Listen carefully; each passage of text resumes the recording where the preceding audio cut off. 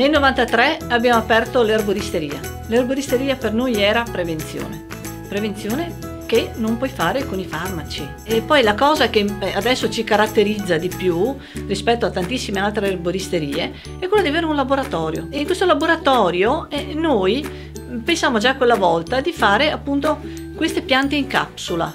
E questa cosa è andata in crescendo, però sempre con la stessa dovizia, sempre con la stessa precisione.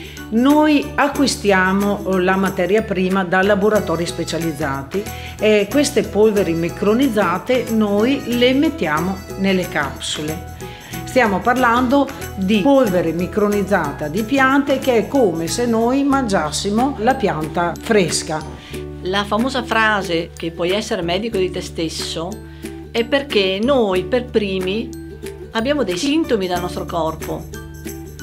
E in quel senso possiamo lavorare con delle piante al fine di capire perché abbiamo questi sintomi. Nel nostro sito le persone possono trovare tutti i nostri composti che sono già collaudati e che sono 11.